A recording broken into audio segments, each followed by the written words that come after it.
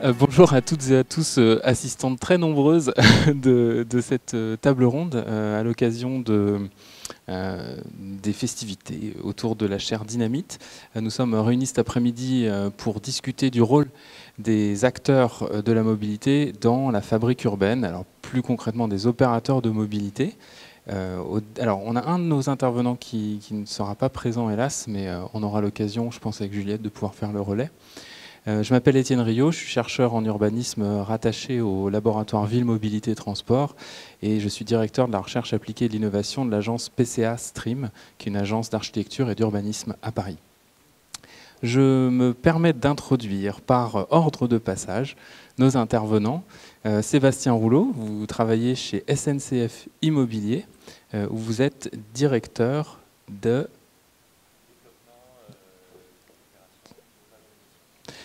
développement et des opérations de valorisation. Je me permettais de vous le faire dire pour éviter d'avoir à écorcher votre fonction. Et nous évoquerons dans un premier temps avec Sébastien le rôle de SNCF Immobilier. Alors, qu'est-ce que sera SNCF Immobilier? Qu'est-ce que c'est? Et qu'est-ce que ça fait à la fabrique de la ville? On va y venir dans un instant. Dans un deuxième temps, nous discuterons avec Juliette Molla, qui est maîtresse de conférences à l'université Panthéon-Sorbonne, et qui va nous faire part notamment de recherches en cours concernant la stratégie de la Société du Grand Paris autour de l'urbanisation des fameux quartiers de gare, dont les premières gares vont sortir de terre, sont en train de sortir de terre, et seront réalisées d'ici quelques années, c'est 2 ans même pour les premières. Enfin, nous terminerons avec Natacha Aveline, qui est chercheuse au CNRS et qui va nous faire un pas de côté en tournant notre regard vers l'Asie notamment. Mais je ne vais pas en dire plus pour le moment, puisque nous aurons l'occasion d'en parler plus en détail dans un instant. La question des opérateurs de mobilité, c'est une question qui se pose depuis de longues années. Historiquement, dans d'autres pays, on le verra avec Natacha, depuis très longtemps. En France, un petit peu moins. C'est quelque chose de plus récent. On observe qu'à la faveur de différents changements, que ce soit la désétatisation de la SNCF par exemple, sa transformation en société à capitaux publics désormais, l'injonction de mise en règle avec les principes de la concurrence ferroviaire qui ont été édictés à l'échelle européenne, eh bien les groupes ferroviaires en Europe et particulièrement en France ont pu diversifier leurs activités et se sont intéressés notamment à la question de leurs actifs et de leurs fonciers. On verra que ces stratégies sont aussi des stratégies d'intervention dans l'espace qui peuvent se traduire notamment par le rôle porté par exemple par la Société du Grand Paris dans le cadre de très grands projets d'infrastructures de transport, que ces très grands projets d'infrastructures de transport reflètent une vision de la mobilité comme étant un levier de l'urbanisation ou du rattrapage d'urbanisation de certains territoires. Ce sera avec Juliette. Et puis avec Natacha, nous interrogerons un peu plus en profondeur la question de cas de comparaison et aussi de circulation de modèles. Je passe d'abord la parole à Sébastien Rouleau. Sébastien, est-ce que vous pouvez d'abord nous expliquer un peu plus ce qu'est SNCF Immobilier? Oui, alors il y a un support, on peut le dérouler. Je vais vous parler effectivement de SNCF Immobilier, mais avant un peu de SNCF, pour situer ce qui change en ce moment au sein de la SNCF. Et donc on verra mieux comme ça de quelle façon l'activité immobilière contribue à ces évolutions. Et puis ensuite, l'autre volet de la question qui nous était posée, c'est est-ce qu'il y a des particularités, des spécificités dans l'action immobilière de SNCF par rapport aux autres opérateurs urbains? Et donc là, je développerai 2 aspects qui me paraissent effectivement être des particularités, au-delà de ce que tout le monde fait en ce moment. Sur le premier temps, donc, je démarre l'intervention. Aujourd'hui, le groupe SNCF est particulièrement attentif à sa relation avec les territoires. Et donc ça crée un espace de travail pour l'activité immobilière. Alors c'est vrai que l'activité immobilière au sein du monde ferroviaire, si on fait un regard un petit peu en arrière sur le temps long, jusque dans les années 80-90, il n'y avait pas d'activité immobilière en tant que telle au sein du groupe. C'était plutôt des services rattachés à des services, rattachés à l'ingénierie SNCF. Donc il n'y avait pas cette activité. Puis à partir des années 90, cette activité s'est structurée, sans doute parce que le groupe prenait conscience en fait de la valeur de son patrimoine. Et c'est ainsi qu'un certain nombre d'activités se sont développées alors de façon assez émiettée Il y a eu un virage important en 2015 avec l'une des réformes récentes dans l'activité ferroviaire, puisqu'en 2015, l'activité foncière et immobilière a été unifiée au sein du groupe, ce qui lui a donné à la fois plus de visibilité et plus de moyens pour pouvoir agir. Donc effectivement, par rapport à d'autres pays, on voit qu'on est encore dans un développement assez progressif de cette activité. Mais donc aujourd'hui, le vecteur, après longtemps avoir été l'économie, c'est-à-dire ce qui était demandé à l'activité immobilière, c'était soit de faire des réductions. J'ai rappelé là dans le slide qu'on est à la fois gestionnaire d'actifs pour le compte du groupe. Et là, ce qu'on nous demande, c'est réduire les mètres carrés, réduire les euros, hein, faire des économies, en clair. Et puis, en rationalisant l'activité ferroviaire, on libère des terrains aussi. Et là, ce qui nous était demandé, là aussi, c'était de produire de l'économie, c'est-à-dire de produire des recettes de cession, de développement. Donc ça reste. Mais c'est vrai qu'aujourd'hui, on voit bien que les enjeux se sont un peu déplacés quand même au sein du groupe et se sont déplacés vers les territoires. Et donc, l'importance de l'activité immobilière, actuellement, est pratiquement plus de servir de relais dans la relation avec les acteurs du territoire, dont la SNCF en tant que transporteur a de plus en plus besoin. On peut passer peut-être au slide d'après. Voilà, donc on a quand même, dans le ferroviaire actuellement en France, une transformation importante qui est en train de se faire, c'est l'ouverture à la concurrence. Donc là où avant la SNCF avait le monopole, aujourd'hui il y a des appels d'offres, il y a des opérateurs privés qui font des propositions. Les appels d'offres sont organisés par les collectivités locales. Et donc tous les acteurs qu'on a habituellement dans le monde de l'urbanisme, qu'on connaît bien, hein, l'État, les régions, les agglomérations, les villes, aujourd'hui deviennent des donneurs d'ordre pour l'activité de transport. Donc ça, c'est un peu nouveau. Là où avant, on va dire, il y avait une logique, alors bien sûr, il y avait une relation avec l'État hein, dans la SNCF, mais il y avait beaucoup une logique industrielle qui primait et ensuite de relations directes avec le client. C'est-à-dire avec vous comme moi. Donc aujourd'hui, on voit ces acteurs du territoire qui prennent de l'importance puisque c'est eux qui vont attribuer les marchés, en fait, les marchés de transport. Donc on sent bien que la SNCF mise en concurrence se dit il faut que je fasse attention à mes partenaires du territoire et ça change pas mal de choses. Ça change pas mal de choses dans la façon d'aborder la relation avec ces acteurs, dans la façon de monter les projets ferroviaires. Et l'avantage de l'activité immobilière, c'est qu'on est une activité par définition de terrain. On est en permanence en contact avec ces acteurs-là. Et donc l'image du groupe, elle va aussi beaucoup se faire par la façon dont la SNCF intervient. Donc bien ou mal, on essaie que ça soit bien le plus souvent possible, dans la relation avec ces collectivités sur des projets d'aménagement autour des gares, sur des projets de revalorisation foncière, sur des projets de transformation industrielle. On voit bien qu'on a là-dessus un rôle central. Et ce qui est intéressant, mais alors après c'est un petit peu plus compliqué, c'est qu'on voit que de ce fait, ça nous fait jouer un rôle en externe bien sûr, mais ça nous fait jouer un rôle en interne aussi, en interne du groupe SNCF, qui est confronté avec cette mise en concurrence à une certaine difficulté d'atomisation, c'est-à-dire de plus en plus on a Intercité qui résonne d'une certaine façon, TER Hauts-de-France d'une autre, le gestionnaire d'infrastructure d'une autre, ils n'ont pas les mêmes enjeux. Au sein de l'Île-de-France, on pourrait même indiquer que la mise en concurrence, elle va se faire par lot de lignes. Donc on va avoir les lignes H et K par exemple, ensuite la ligne R, et cette mise en concurrence va être progressive. Donc on s'attend à ce que Transilien, qui est l'un de nos, pour qui on gère du patrimoine, nous demande lui aussi de plus en plus d'être capable de répondre aux pilotes de la ligne C, aux pilotes, en termes de transport, hein, aux pilotes de la ligne R, etc. Et donc forcément, ça va créer des frictions au sein de Transilien même, là où il y en a déjà entre Transilien et Réseau, par exemple, ou entre Transilien et Intercité. Et donc là, l'avantage qu'on a, c'est que nous, on est la seule activité qui est à la fois terrain et transverse. Et donc, on permet en fait à ces acteurs, à ces différents acteurs du groupe, de trouver des solutions ensemble. Et donc ça, on le vit en ce moment, et on trouve ça assez intéressant parce que ça donne de la valeur aussi à l'activité immobilière, pas seulement donc vis-à-vis de l'externe, mais aussi comme une façon de rendre le groupe finalement collectivement plus performant, là où on pourrait faire face à des risques un petit peu d'atomisation. J'ai mis juste une image qui illustrait ça.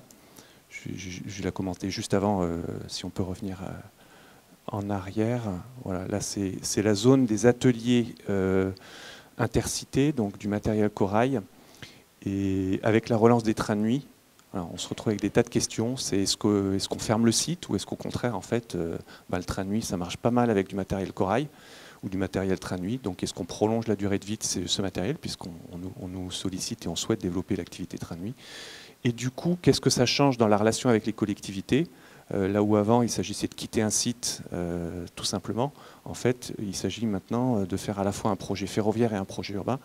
Et Intercités est bien content de nous avoir pour régler les sujets avec la ville de Paris, les sujets avec la ville d'Ivry, mais aussi les sujets, alors cette fois-ci du côté interne, avec SNCF Réseau par exemple, ou avec d'autres activités qui occupent ce site.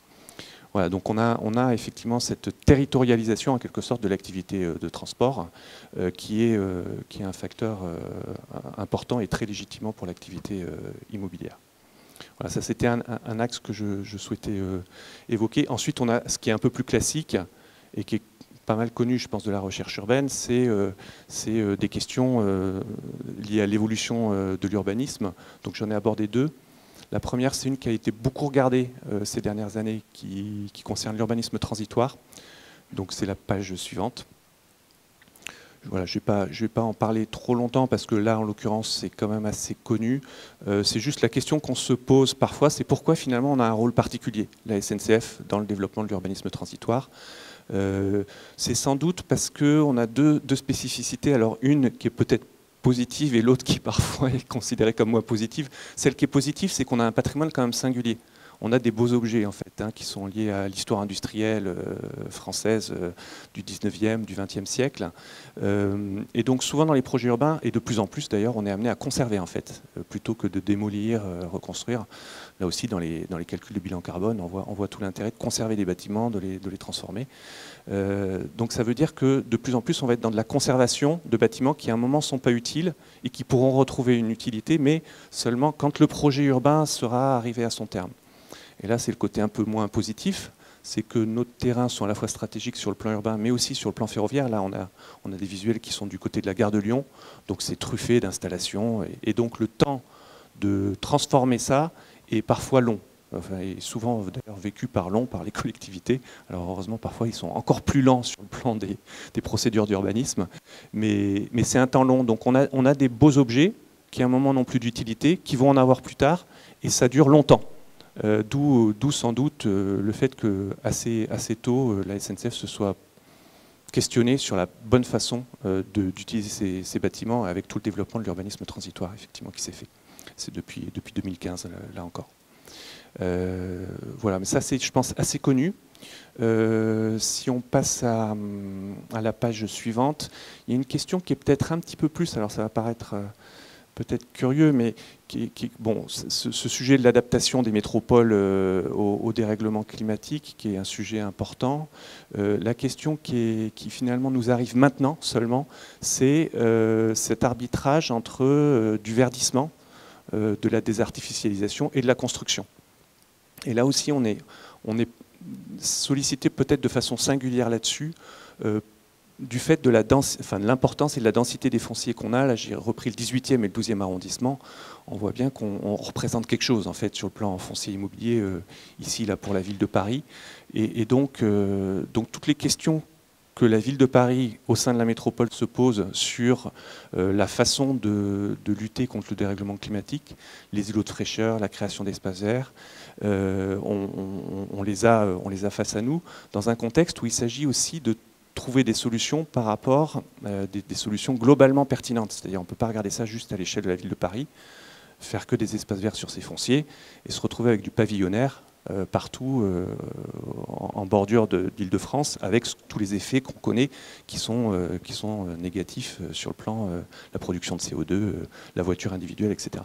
Donc cette problématique entre densité près des gares, qui paraît quelque chose de vertueux sur le plan environnemental, mais en même temps d'essayer de trouver des espaces de respiration là où il y en a le plus besoin, c'est-à-dire au cœur de métropole, on est particulièrement confronté à cette question.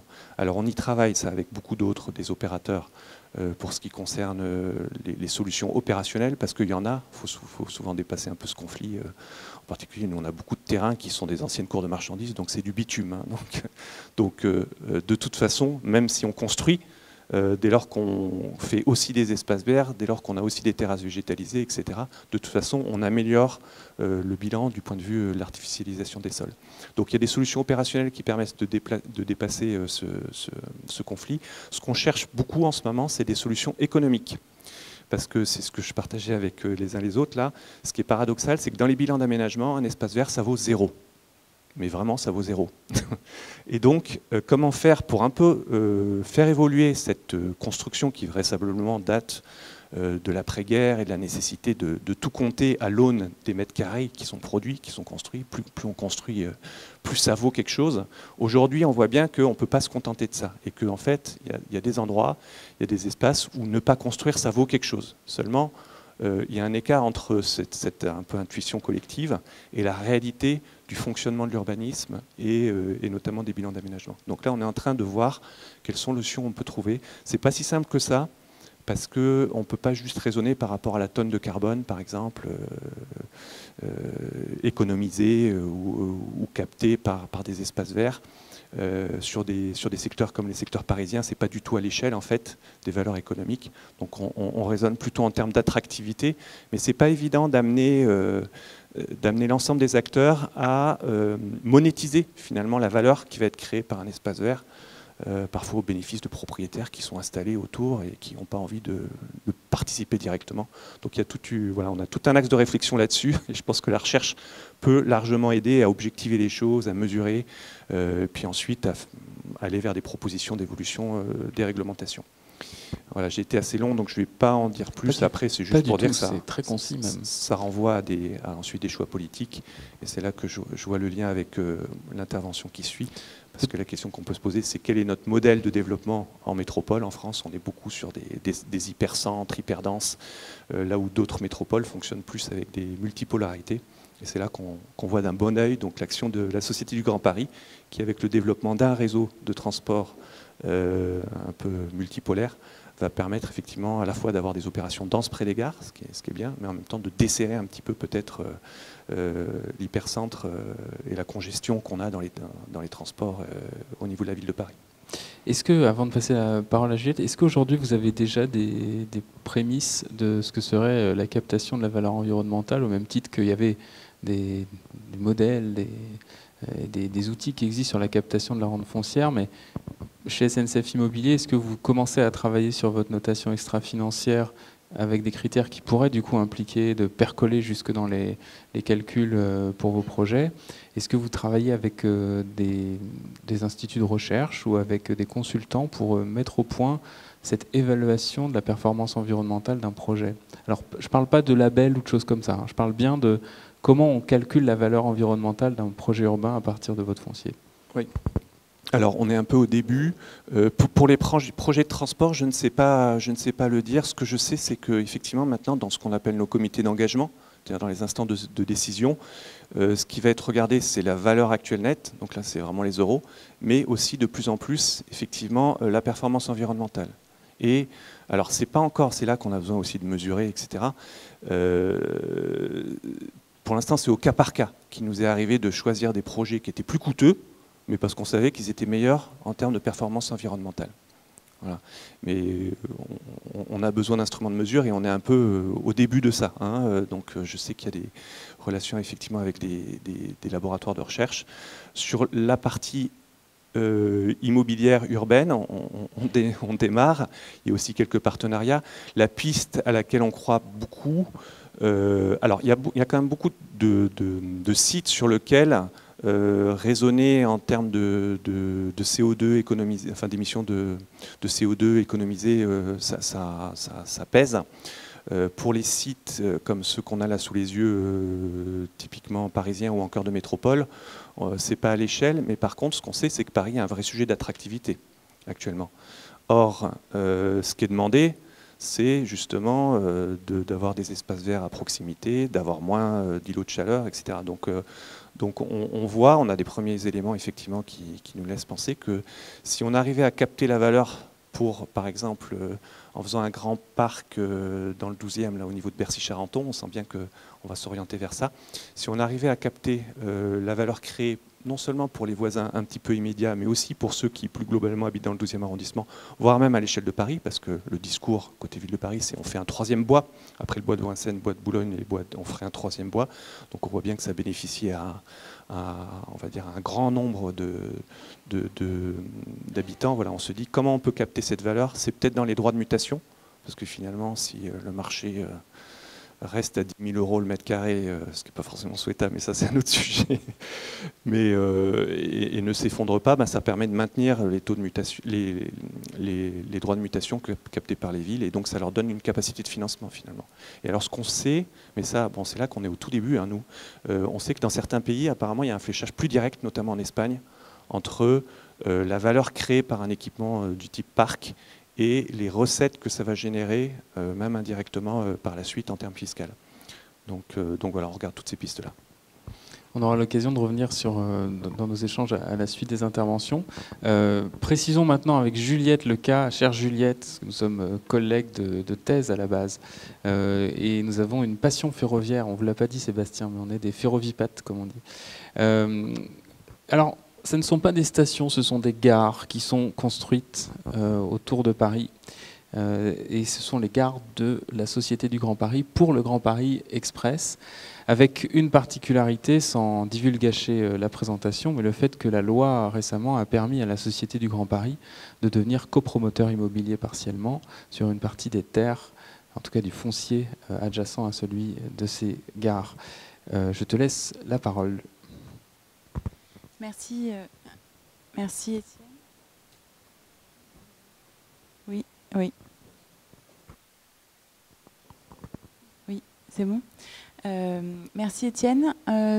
Effectivement, la présentation va être un peu différente de celle de Sébastien Rouleau parce que moi je parle en étant donc, du côté de la recherche et donc ce que je vais présenter et ce que je vais évoquer aujourd'hui, peut-être pour contextualiser ce propos, hein, c'est vraiment le résultat d'un travail collectif de recherche qui a été mené notamment au sein de Géographicité et qui a associé d'autres collègues et également des étudiants dans le cadre de leur mémoire ou de leur thèse. Donc c'est des éléments de réflexion collectif.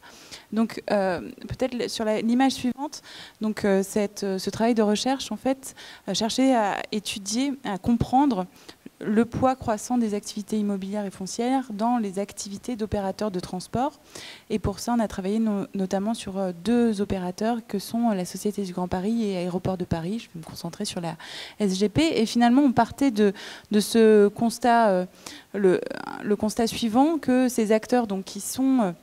ces opérateurs de transport, des acteurs dont le cœur de métier est l'activité liée à la production du service de transport, devenaient de plus en plus des acteurs de l'immobilier. Et donc on a ici une image du président, directeur général de la Société du Grand Paris, qui est au MIPIM, donc qui est ce grand salon de l'immobilier international, et qui est là pour présenter non seulement le projet du Grand Paris, comme un accélérateur de transformation urbaine autour des gares d'Île-de-France, mais qui est aussi là en tant qu'acteur de l'immobilier, en tant que propriétaire foncier et également en tant que futur copromoteur, comme l'a dit Étienne Rio. Et donc cette image, hein, finalement, elle illustre bien le point de départ de ce travail. Donc ce qu'on a cherché à documenter, hein, c'est à la fois comprendre qu'est-ce qui explique en fait cette valorisation croissante du foncier des opérateurs de transport pour d'autres usages que seulement la production du service de transport, et donc le développement immobilier sur leur terrain. Quelles sont les logiques qui guident ces activités, comment elles ont évolué, et puis avec l'hypothèse que les enjeux financiers, en tout cas au moment du démarrage de la recherche, sont de plus en plus importants et que le foncier est utilisé comme un instrument aussi de financement de ces infrastructures dans un contexte où l'État demande à ses opérateurs de transport public de renforcer leur capacité d'autofinancement, dans un contexte aussi où les enjeux en termes d'investissement sont importants à l'aune des objectifs de transition écologique, etc. Donc c'était peut-être voilà. Donc l'idée donc la slide suivante, pardon, excusez-moi. Et donc, on voulait travailler donc sur les logiques qui guident ces activités. On voulait aussi comprendre quels outils, concrètement, ces opérateurs développent-ils, et puis les effets de leurs activités sur les transformations urbaines. Est-ce que, si on fait l'hypothèse que les logiques financières ou l'usage du foncier comme un outil de financement a un poids croissant dans les logiques de gestion de ce foncier de ces opérateurs, est-ce que du coup ça se traduit par des projets immobiliers qui vont mettre l'accent sur des programmes, disons, plus sélectifs, ou en tout cas plus rentables, et donc quels effets plus généraux sur les transformations urbaines? Est-ce que ça renforce par exemple des dynamiques de transformation sociale, d'embourgeoisement dans certains quartiers, ou au contraire, est-ce que finalement les activités immobilières d'opérateurs de transport public vont plutôt finalement réguler des transformations sociales ou aller dans un sens différent? Donc, on a travaillé donc, sur la Société du Grand Paris. Donc, je pense que ici, tout le monde connaît un peu cette institution. Hein. Donc, c'est juste souligner que c'est un opérateur de l'État. C'est un opérateur jeune qui maintenant a quand même plus de 10 ans. C'est un opérateur qui a vocation à disparaître et qui, une fois en fait la mise en service du métro, a vocation en principe dans la loi à ne rester qu'un organisme de financement, enfin, qui est là pour porter la dette qui sera longue, et peut-être rappeler donc ce projet du Grand Paris, hein, c'est un montant de projet actuellement réévalué autour de 44 milliards. Certains disent qu'à la fin on sera certainement à une centaine, en tout cas Étienne le dit parfois. Et voilà, donc en tout cas c'est un opérateur de l'État qui est très particulier hein, dans cette géographie des opérateurs de transport qu'on a pu d'ailleurs étudier dans le cadre d'autres travaux, c'est qu'il n'a pas vocation à durer. Alors, ce qui est intéressant, c'est que la Société du Grand Paris, dès sa création, donc elle avait une compétence aménagement. La loi a désigné cette mission pour la Société du Grand Paris, avec l'idée hein, d'utiliser, notamment dans l'article 9, les produits de la cession, de l'occupation et de la valorisation du foncier comme un outil de financement du réseau. Donc, il y avait cette idée hein, que cette valorisation foncière devait participer au financement de cette infrastructure. Et également, dans la loi, initialement, il y avait l'idée que la Société du Grand Paris pourrait jouer le rôle d'aménageur sur un périmètre large autour des gares. Alors dans la réalité, c'est un extrait d'entretien avec l'ancien directeur immobilier de la Société du Grand Paris qui l'explique bien. Dans la réalité, la SGP n'a pas exercé son rôle d'aménageur en temps au-delà du foncier dont elle est propriétaire. Pourquoi? Parce que le Grand Paris, c'est un champ de bataille entre des aménageurs publics, notamment des établissements publics d'aménagement, des SEM, et la Société du Grand Paris, au moins à sa création, était, disons, bousculée, discutée dans sa légitimité à intervenir au-delà du foncier dont elle se rendait maître pour la réalisation du projet de métro. Donc en fait, assez rapidement, la Société du Grand Paris s'est concentrée sur, d'une part, le fait de nouer des partenariats avec d'autres acteurs de l'aménagement, donc des établissements publics, dans le cadre d'opérations d'aménagement de type ZAC, portées autour de certaines gares par les collectivités et des aménageurs, et d'autre part, elle, de se concentrer sur ses fonciers, les fonciers qu'elle acquiert pour la réalisation du projet de métro. Alors pour avoir quelques données en tête, hein, c'est environ 2000 parcelles qui sont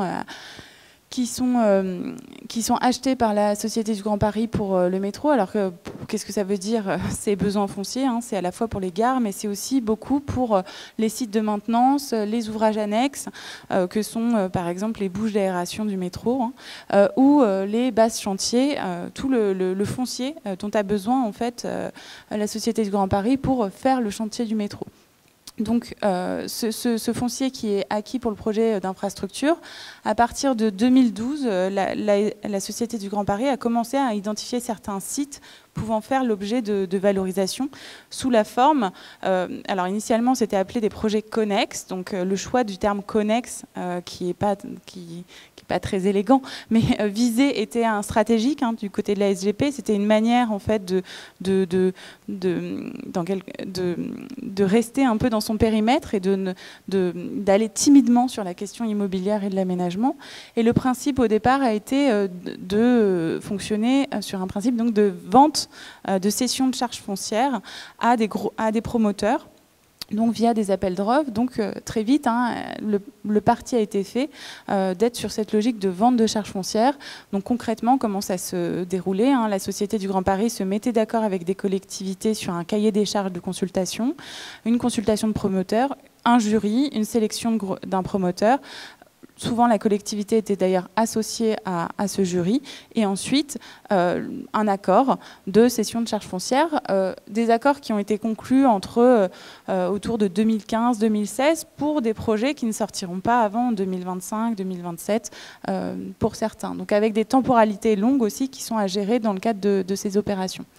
Donc il y a comme ça une dizaine de projets qui ont été attribués, principalement sur la ligne 15 Sud, et qui ont été attribués sur des sites qui ont été sélectionnés du côté de la SGP en fonction d'un certain nombre de critères. Alors il y avait un critère de faisabilité, de pertinence par rapport au marché, en fait. Est-ce que le marché est favorable à ce type d'opération? Et puis aussi la sensibilité politique locale, c'est-à-dire est-ce que le maire est plutôt...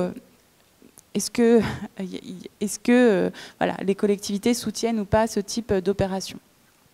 Donc, dans le cadre de ces premiers projets, peut-être deux exemples. Ici, un projet donc à Brivilliers-Champigny, qui est donc un projet qui a été attribué en 2015 à la compagnie de Falsbourg.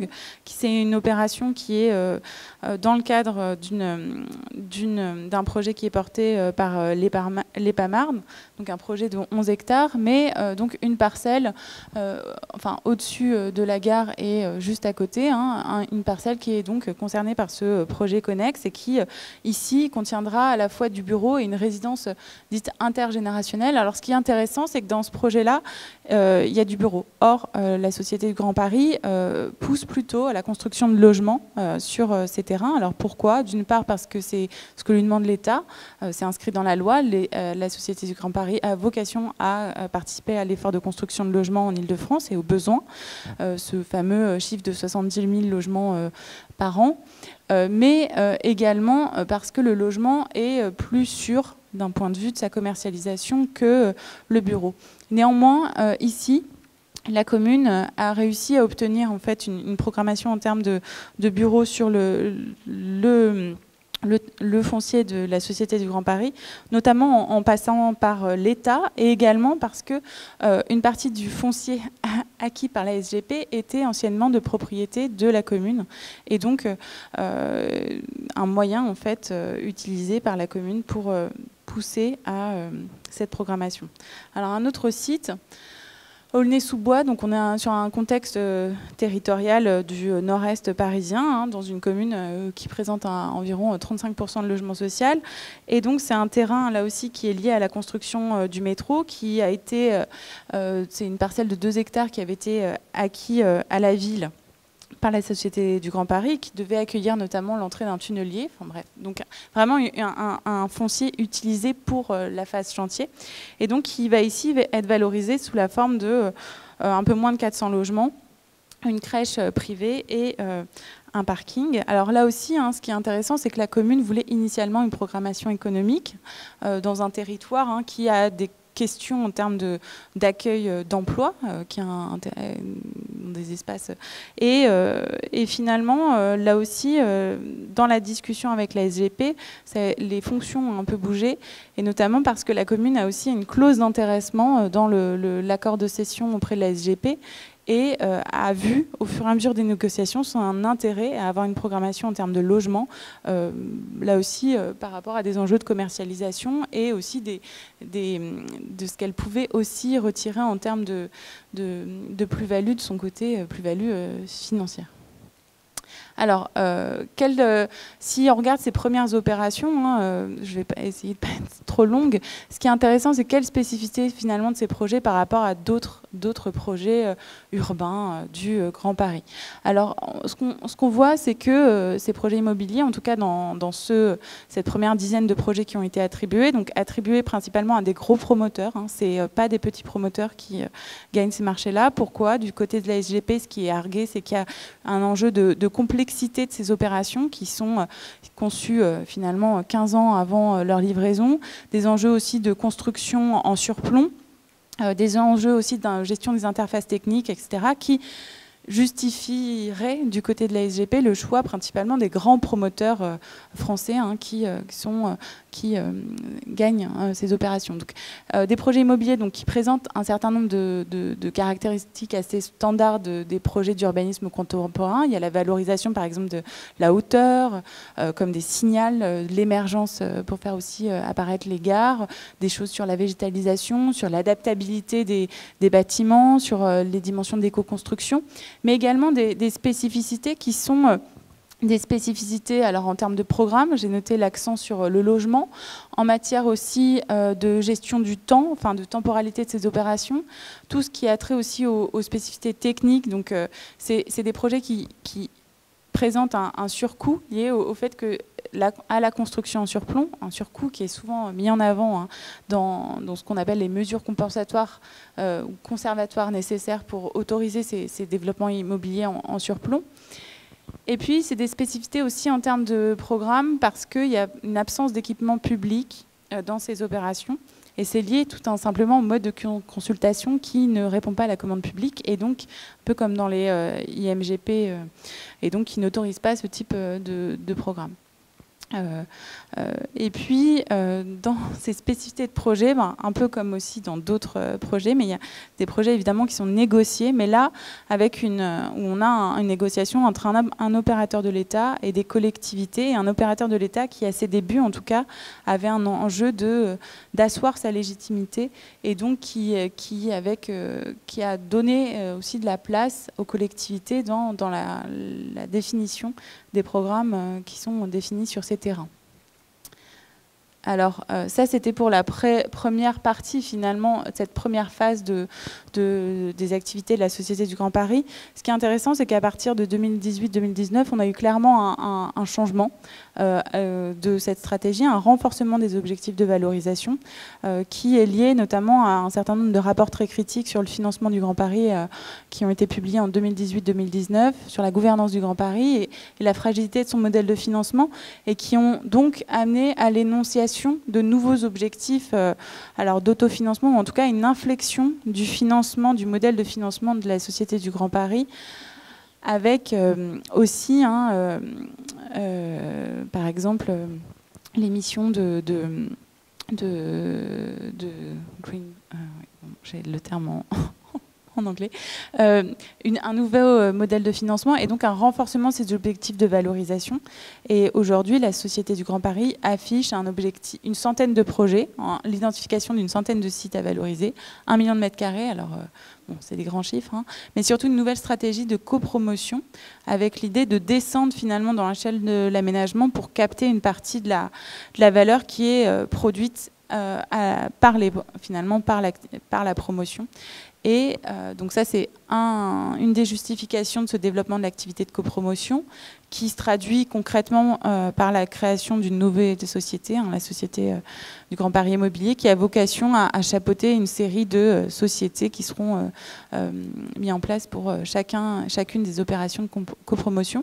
Et un autre argument associé à ce développement de la copromotion, c'est les objectifs environnementaux et sociaux. La Société du Grand Paris a énoncer un objectif de plus grande performance environnementale de ces projets, notamment sur la question de la bioconstruction. Et un des arguments donc, serait de contrôler mieux finalement cette chaîne d'aménagement pour pouvoir garantir une qualité architecturale ou une qualité de ces projets qui n'étaient pas en tout cas qui n'étaient moins mis en avant comme un sujet au départ. Voilà, donc on pourra en discuter, mais ce qui nous a intéressé, dernier point, dans cette évolution de la stratégie de la SGP, c'est aussi l'affirmation d'un objectif de construction de logement social sur ces opérations immobilières, objectif qui était, de manière assez surprenante, complètement absent des premiers projets, qui aujourd'hui est annoncé à 30%, donc ça inclut le social et l'intermédiaire. mais qui n'est pas un objectif pour l'instant territorialisé, hein, donc c'est un objectif un peu large. Donc en tout cas, ce qui nous a intéressé, peut-être pour conclure sur ce que nous a apporté finalement cette étude de cas sur la Société du Grand Paris par rapport aux questions qu'on pose, c'est comment finalement un organisme de l'État devient maître d'ouvrage d'un projet de transport, développe une activité immobilière qui est quand même assez mesurée dans son volume. On n'est pas sur ce dont va parler Natacha juste après. On est sur des volumes qui sont assez limités, mais qui quand même, en transformant sa stratégie d'intervention, en développant la copromotion, ça illustre aussi cette mue d'opérateurs de transport. On peut penser à la RATP qui est aussi en train de développer de la copromotion et qui là deviennent non seulement des aménageurs ou des propriétaires fonciers, mais qui vont aussi sur l'activité de promotion immobilière, sans que d'ailleurs, ça pose évidemment des questions à la fois sur ce que ça change au financement des transports, ou ce que ça ne change pas, peut-être dans le cas de la SGP, et plutôt que ce que ça change aussi au contenu des opérations qui sont développées sur leur terrain, entre finalement d'un côté des objectifs plutôt de politique publique type construction de logements sociaux, et de l'autre des enjeux de maximisation de la rente et de sa captation. Voilà. Merci beaucoup Juliette Mola. J'ai une question. Comment est-ce que tu vois les choses concernant cette idée d'un opérateur de l'État voué à disparaître, donc qui connaîtrait la vie qu'on connaît pour certains EPA, pour certains autres établissements publics d'aménagement, dans le fait que la SGP reste malgré tout un opérateur de mise en œuvre d'un projet de mobilité? Est-ce que, au même titre qu'il y a eu des revirements sur la stratégie immobilière, est-ce que peut-être il vivra plus longtemps que prévu? Bonne question. Alors peut-être la différence, c'est que là, ça se joue aussi par rapport à la RATP, donc qui a vocation à devenir le gestionnaire d'infrastructure et qui a intérêt aussi qui est plutôt dans une logique de prendre place en Île-de-France à l'heure de la concurrence, plutôt que, donc certainement qu'elle ne lâchera pas le morceau si on décide que très facilement, on imaginait que la SGP pourrait devenir par exemple gestionnaire d'infrastructure. Puis en face, il y a aussi l'autorité organisatrice et la région. Et ce qu'on voit sur ces questions, et qui a quand même qui là aussi, où il y a quand même des enjeux, ce qu'on est en train de voir par exemple sur les gares, qui sont aussi un espace où a priori pourraient se jouer des logiques de valorisation, donc commercialisation de locaux d'activité pour générer des flux, des revenus à long terme.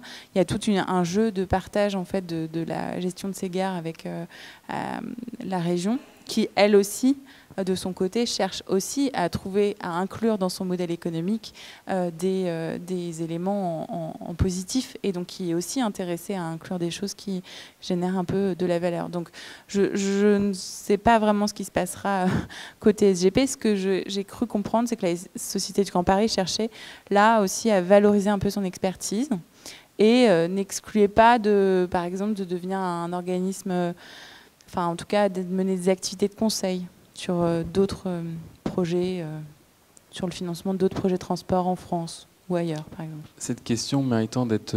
on y reviendra encore sans doute en conclusion, mais c'est vrai que la SGP aura 15, 20, 25 ans même à la terminaison des lignes les plus éloignées ou celles qui sont programmées pour après 2030. Donc on ne sait même pas si elles seront réellement terminées. Et ça pose aussi cette question, tu l'évoquais avec la région Île-de-France, de ce contexte d'ouverture à la concurrence dans les lignes régionales, y compris dans les lignes suburbaines et urbaines, donc vis-à-vis des RATP, avec ce qu'on entend beaucoup, le fait que la très forte concentration d'un réseau, comme on va évoquer dans un instant certains cas asiatiques, justifie des théories sur le fait que et l'opérateur et le gestionnaire du réseau doivent rester ensemble pour des questions de productivité et d'efficience de l'exploitation. Ce qui pose du coup cette question du foncier à proximité, de savoir s'il est gardé ou pas, etc. Ça pourrait être en tout cas un point à élaborer pour la suite. Nous y reviendrons tout à l'heure. C'est une transition toute trouvée, Natacha Aveline, pour vous donner la parole. Donc je vous propose qu'on fasse un pas de côté, parce que là on a parlé de notre compagnie préférée avec qui on a un peu un amour vache, SNCF. On a parlé de la région capitale avec ses projets très démonstrateurs. On aurait pu prendre d'autres terrains d'études en France, mais c'est vrai que celui de l'Île-de-France mérite de ne pas être négligé parce qu'il est tout à fait important dans le nombre de personnes qu'il mobilise, le nombre de cas qu'il permet de révéler et aussi sur les évolutions qu'il montre des stratégies de l'État en matière d'urbanisme. Natacha Aveline, vous avez une longue expérience et connaissance des cas d'urbanisme et de transport en Asie, particulièrement au Japon et à Hong Kong. J'aimerais d'abord revenir sur un cas qui nous permettrait de faire un pas de côté en résonance avec le cas parisien, qui est celui des opérateurs des plus petites lignes ou des lignes périphériques japonaises, qui sont des opérateurs privés de longue date et qui ont eu une stratégie d'urbanisme et d'urbanisation plutôt de longue date de leurs lignes. Est-ce que vous pouvez nous en tracer le contour? Oui, merci. Oui, je vais faire un petit contrepoint, et c'est vrai que là, on a des opérateurs anciens et qui en plus ne partagent pas leur réseau et leur exploitation. Ils sont bien sur leur territoire, ils sont très fortement ancrés dans leur territoire, contrairement à la SNCF. Et ils ont une activité immobilière depuis très longtemps, pratiquement depuis leur origine. Il s'agit surtout d'opérateurs privés, c'est important, hein, parce que bon, je crois que le Japon est le seul pays où on a un réseau ferroviaire qui est détenu pratiquement, enfin, on va dire à plus de 90%, par des opérateurs privés dans ces deux principales métropoles. On a parlé des opérateurs de banlieue, mais l'équivalent de la SNCF a été aussi privatisé en 1987.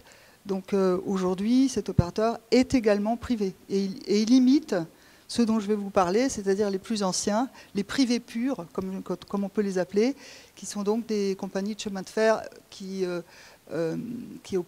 opèrent uniquement un trafic de banlieue, alors que l'opérateur privatisé conserve ses réseaux interurbains. Alors, parlons de ces compagnies. Il y en a 8 à Tokyo, 5 à Osaka. Ce sont les deux seules villes où elles sont vraiment prédominantes.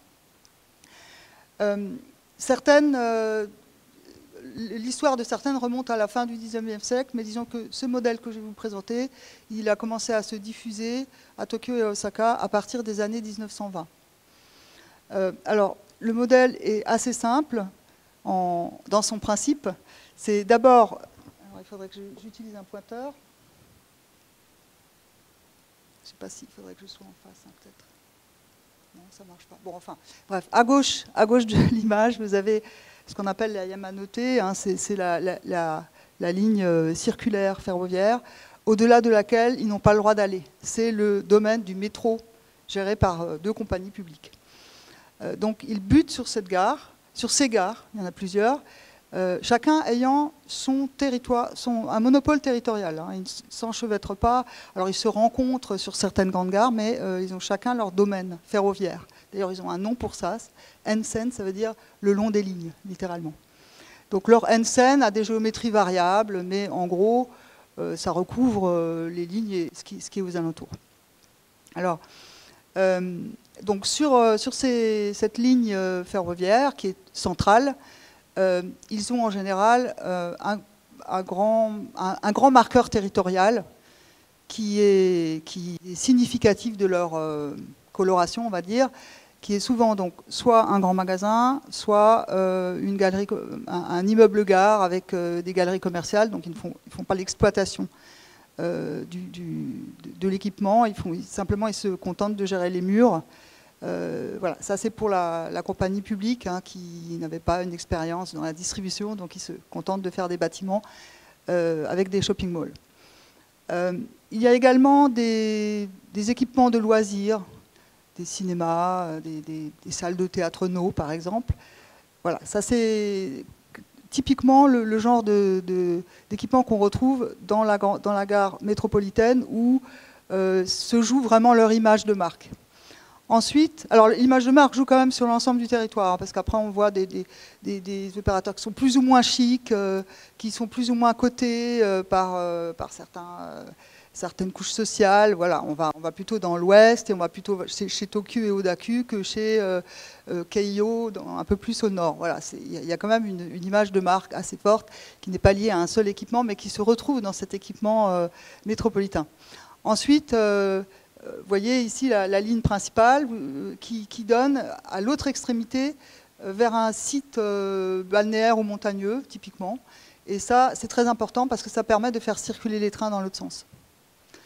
Sachant que les bassins d'emploi, les bassins résidentiels n'ont pas cessé de s'accroître du fait que les pouvoirs publics au Japon n'ont pas engagé de capitaux dans le ferroviaire et donc n'avaient pas du tout intérêt à contrecarrer les intérêts de ces opérateurs. Donc ils n'ont jamais mené de politique de décentralisation des entreprises, des emplois, etc. Hein, ils ont fait en sorte que ces opérateurs puissent conserver leurs recettes de trafic et dans des rayons de plus en plus longs. Alors, donc ça c'est les deux extrémités. Ensuite, le long de la ligne, on aménage encore un petit peu des opérations résidentielles sous forme de pavillons, donc très étalées, avec sur les lignes périphériques, on a aussi des bus de rabattement qui desservent des opérations résidentielles encore plus lointaines pour des ménages qui ont des plus petits budgets. Dans toutes les gares, vous avez un minimum d'équipements de distribution, que ce soit un convenience store pour les plus petites ou un supermarché pour les plus grandes. Et voilà, c'est à peu près tout, les services de bus, etc. Ça c'est le modèle initial. Ensuite, si je vais parler de la suite, voilà. Aujourd'hui, ces compagnies ferroviaires se trouvent face à un phénomène dont vous avez dû entendre parler, le phénomène de vieillissement au Japon. Donc la population décroît de façon décroissance nette de population.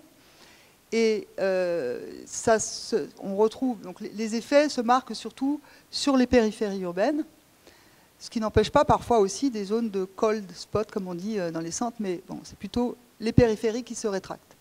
Ça pose un grave problème pour ces compagnies ferroviaires qui vivaient en fait autant de leurs services de transport que de tous les services extraferroviaires qu'ils avaient développés et qui sont pour l'essentiel le long de leur ligne ou sur leur ligne. Sachant qu'elles ont aussi fait des villes nouvelles ailleurs, hein, mais là je me contente de parler du modèle de financement du transport ferroviaire. Donc comment faire face à une société en vieillissement? La première chose qu'ils font déjà, c'est d'offrir des services aux personnes âgées, parce que quand il y a une rétraction urbaine, il y a une plus forte concurrence entre les lignes, du fait que les gens reviennent vers les centres, et plus vous vous rapprochez du centre, plus la distance entre deux domaines ferroviaires décroît. Donc les populations qui vivent sur les marges de leur ligne principale peuvent être attirées par des opérateurs concurrents. Donc il faut absolument leur offrir des services. Et puis c'est aussi leur rôle, ce sont des développeurs régionaux, ils se pensent comme tels, ils sont, comme j'ai dit, ils sont très ancrés sur les territoires depuis leur origine, ils travaillent avec les municipalités, et donc ils font en sorte aussi d'apporter des services. Services pour les personnes âgées, mais aussi pour les mères de famille. Alors pour les personnes âgées, c'est typiquement des centres de garde journaliers qu'ils installent sous leur ligne, ce qui leur coûte pas cher, parce que c'est du foncier qu'on ne va pas mobiliser. Comme il y a des surélévations régulières, c'est bien pratique. Et puis des services de transport par taxi pour véhiculer par exemple les personnes âgées, de même que pour les mères de famille. C'est les mêmes d'ailleurs qui gardent les beaux-parents et les enfants, donc c'est très pratique, ces services permettent aussi de libérer la femme en passant. Mais le but c'est surtout d'augmenter le taux de fertilité qui est dramatiquement bas au Japon. Voilà. Puis sinon, et puis aussi bien sûr de maintenir les femmes sur leur ligne comme voyageuses et comme consommatrices. Ce qu'ils font, ça c'était dans un premier temps, ils essayent aussi d'attirer des équipements sanitaires, des cliniques privées, etc. Deuxième temps, ils commencent à supprimer les lignes périphériques non rentables. Donc vous voyez ici en bas du graphique, le problème, c'est que ça va attaquer toute la chaîne, ça va impacter aussi le transport par bus et tous ces ménages qui sont très éloignés.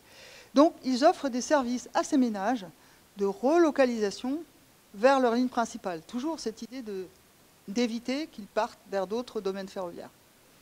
Donc, des services d'agence immobilière, simplement voilà, locatif. On va le chercher, on lui dit voilà, ça ne vous intéresserait pas d'habiter plus près de la ligne principale, vous serez mieux, et on les aide à déménager. Et puis surtout, c'est ce qui est le plus visible, c'est l'investissement dans des immeubles de grande hauteur, près de la gare métropolitaine ou dans la gare, puisque ces opérateurs savent que leurs activités extraferroviaires et ferroviaires vont se réduire de plus en plus, et que donc ils vont avoir besoin de revenus récurrents, hein, parce que ça, c'est à chaque fois, évidemment, c'est du... les opérations immobilières pavillonnaires, c'est ponctuel, hein, c'est de la plus-value ponctuelle. Là, ils veulent avoir des revenus locatifs à long terme sous la forme d'immeubles multifonctionnels, qui leur permet aussi de changer d'activité au sein des immeubles quand c'est nécessaire. C'est beaucoup plus flexible. Voilà. Voilà où nous en sommes. J'avais juste une diapo pour vous montrer, juste, voilà, ça, qu'il n'y a plus un seul gratte-ciel à Tokyo et Osaka qui ne soit pas en partie, dont le capital ne soit pas en partie détenu par des opérateurs ferroviaires. Et y compris la Skytree Tower, donc, qui est assez connue, et c'est l'opérateur Tobu qui en a profité pour requalifier tout son réseau. Deuxième question, Natacha, ce qu'on a évoqué en préparant cette table ronde, le fait que autour du rôle des opérateurs immobiliers dans la fabrique urbaine, il y a un grand sous-jacent qui est celui, évidemment, de la captation de la rente foncière. C'est pas nouveau, c'est limite consubstantiel avec l'émergence de l'industrie ferroviaire dans tous les pays du monde. Est-ce qu'on peut voir émerger une question de recherche qui serait celle de la circulation des modèles sur l'adaptation des théories de la rente foncière? Si vous pouvez nous en dire un peu plus, dans le cas des opérateurs ferroviaires et de la production urbaine.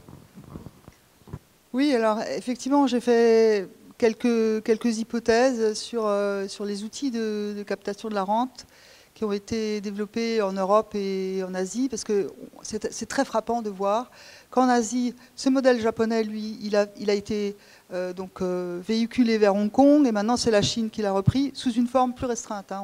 On n'a pas... toute cette diversité d'activités extraferroviaires, c'est beaucoup plus, c'est autour de la gestion immobilière. Il y a très peu de logements. Enfin, il y en a plus en Chine, mais à Hong Kong, il y en a très peu.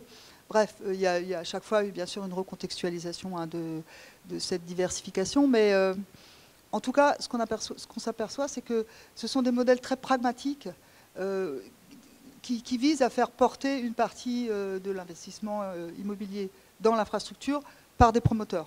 C'est systématique dans les trois pays où on a ce que j'appelle la macro-value capture, la capture de valeur vraiment à l'échelle macro, à l'échelle de toute la ville. Hein. Il n'y en a pas beaucoup des pays comme ça, même des villes comme ça. Il y a Tokyo, Osaka, plusieurs villes chinoises et Hong Kong. C'est tout en Asie, c'est tout ce qu'il y a. Après, on peut avoir de tout petits réseaux qui utilisent la captation de valeur, mais à l'échelle d'une ville, à l'échelle macro, c'est quand même assez rare. Et donc tous ces modèles-là sont basés un peu sur ce que je viens de vous présenter. Alors qu'en Europe, d'abord c'est plus récent, et je pense qu'il y a eu circulation du modèle japonais, donc vers Hong Kong, et de Hong Kong vers l'Europe. Je crois que ça s'est plutôt fait comme ça. Vers les Pays-Bas, très clairement, vers la France, très clairement. Il y a eu beaucoup de visites de la SNCF, on en a parlé encore récemment. Moi, j'ai rencontré des personnes de la SNCF qui visitaient la JR, notamment la JR. Pas les opérateurs que je vous ai montrés, mais le gros opérateur ex-compagnie publique. Donc, oui, sauf que... Alors, ce modèle-là, donc, aujourd'hui, devient prégnant en Europe. Et ce qui est intéressant, c'est qu'à l'origine, il existait aux États-Unis, jusque de façon assez réduite, c'est-à-dire c'était des petites compagnies de chemin de fer qui avaient aménagé des zones résidentielles le long des lignes et puis installé des parcs d'attractions en bout de ligne. Donc il n'y avait pas toute cette diversification vers la distribution que les Japonais ont mis en place. C'était un modèle un peu fruste et tout petit, hein, c'était des tout petits réseaux. Mais il n'est pas impossible du tout que des PDG de compagnies ferroviaires, je pense notamment à celui qui a inventé ce modèle de la compagnie dite généraliste, Kobayashi Ichizo à Osaka, se soit rendu aux États-Unis ou qu'il ait vu ou qu'il ait entendu parler de ces modèles. Mais je n'ai jamais réussi à le prouver, mais je suis presque sûre de ça. Donc ils l'ont complexifié et ensuite il est revenu beaucoup plus récemment vers l'Europe. Sachant qu'en Europe, alors en Europe c'est très différent parce que c'était plutôt la théorie de la... Là, ce sont des modèles très pragmatiques qui servent à cofinancer, faire cofinancer par des entités privées, des investissements hautement capitalistiques. Bon. Mais en Europe, c'est plutôt de la théorie de la rente foncière qui a été qui a influencé les outils qui ont été choisis. C'est au XIXe siècle, Stuart Mill et puis Henry George aux États-Unis, qui ont considéré que les propriétaires s'enrichissaient en dormant grâce à l'investissement public. Bon, on ne parle pas que de ferroviaire, mais bon, on peut rester dans le domaine du ferroviaire. Et donc l'idée, c'était d'aller récupérer les plus-values que la puissance publique avait permis de générer auprès des bénéficiaires qui étaient les propriétaires privés, fonciers, immobiliers qui habitaient autour des gares et des voies ferrées. Donc c'est un outil plutôt fiscal ou sous forme de redevance qui a été mis en place pour récupérer la rente. Vous voyez, ce n'est pas du tout la même logique que de dire on va faire payer en partie aux promoteurs la construction d'une voie ferrée, plutôt que de dire on va faire payer ceux qui s'enrichissent en dormant. Vous voyez, ce n'est pas du tout le même principe, mais aujourd'hui, on voit bien que ces modèles fiscaux sont très peu populaires, de moins en moins, et donc c'est pour ça qu'on utilise plutôt des modèles aménagistes. Merci beaucoup. Pour ouvrir la conclusion de cette table ronde, je vais me permettre de faire un léger exposé, puisqu'on m'a indiqué tout à l'heure que dans le cadre des réflexions pour le LabEx Dynamite, on pourrait imaginer de vos 3 exposés faire ressortir plusieurs questions, des questions que je vais soumettre à votre sagacité. D'abord, on peut rappeler que ce lien entre opérateurs de mobilité et fabrique urbaine repose sur des présupposés, voire même sur un sens commun parmi les acteurs, sens commun autour de la métropolisation, de l'intensification du développement urbain autour des infrastructures de transport, sens commun autour aussi de l'accélération pour faciliter les déplacements d'un espace à un autre, notamment l'approche par le mass transit qui vise à dire que finalement il n'y aurait que le mass transit qui permet de répondre aux enjeux de compacité et de densification des métropoles, c'est-à-dire concrètement de faire se transporter des dizaines de milliers de personnes facilement et si possible sans créer trop de congestion. Pour autant, on est dans une époque de changement, de prise de conscience avec des changements de paradigme radicaux. Appelons ce changement de paradigme anthropocène qui est entré dans les têtes et qui peut permettre de résumer bien des éléments. Lutte contre l'intensification de l'émission de gaz à effet de serre, en particulier le CO2, et transformation des modes d'agir, que ce soit chez les acteurs publics et privés, qui pose une question, qui est celle de savoir si l'urbain reste un horizon encore soutenable, ou en tout cas s'il doit l'être, comment peut-il le devenir dans la mise en œuvre des projets. De cette introduction, on peut donc déduire 3 grandes questions qu'on pourrait continuer dans la veine de la thématique qui nous regarde aujourd'hui, celle de savoir si ces opérateurs de mobilité comme acteurs de la ville sont acteurs d'un urbanisme de l'anthropocène, oui ou non. Alors c'est pas oui ou non, en fait c'est plutôt des questions, sous-questions qui viennent sous cette thématique-là. La première, on l'a entendu, c'est ce hiatus entre opérateurs de mobilité, fonciers disponibles et pourquoi faire ? Est-ce que c'est pour de la densification et de la compacification des villes ou est-ce que c'est au contraire pour l'usage de ces espaces, pour les maintenir vides, donc jouer entre le vide et le plein, travailler sur la nature servicielle de ces espaces et la valeur que l'on peut donner à quelque chose qui n'est pas bâti. Donc ça pose quand même un horizon de questions très délicates dans les relations entre les acteurs. Toujours dans cette question de l'urbanisme de l'anthropocène pour ces opérateurs et pour les autres acteurs, la question des temporalités. C'est-à-dire que la formation des outils de la finance de l'immobilier repose souvent sur des retours sur investissement avec des horizons temporels, 50 ans, 25 ans, 10 ans, qui vont être différents selon les opérateurs. Le promoteur a souvent une vision très court-termiste, l'investisseur a une vision plutôt de gestionnaire foncier, donc qui peut être un peu plus lente. Néanmoins, le temps biologique vient heurter des perceptions qui auparavant étaient un petit peu déterritorialisées ou en tout cas peu spatialisées, à savoir le fait qu'on a un réchauffement en cours et des horizons qui sont contractualisés dans les accords de Paris. Donc qu'est-ce que veut dire faire une valorisation foncière pour une ville ou un bout urbain qui va sortir en 2030, 2040, 2050 avec un ensemble de contraintes considérables pour les acteurs, que ce soit les investisseurs fonciers, les promoteurs ou les humbles architectes urbanistes. Mais ça compte beaucoup parce que la forme qui va en résulter change. Donc ça, c'est la première grande question. Opérateur de mobilité, acteur de la ville, mais pour quelle ville dans un urbanisme de l'Anthropocène? Deuxième grande question, catégorie de questions, qu'on a évoqué notamment avec Natacha, c'est cet enjeu passionnant de la circulation des modèles, et également des imaginaires ou des encastrements culturels que ces modèles peuvent percuter, ou en tout cas dans lesquels ils peuvent fleurir, si vous me permettez cette métaphore.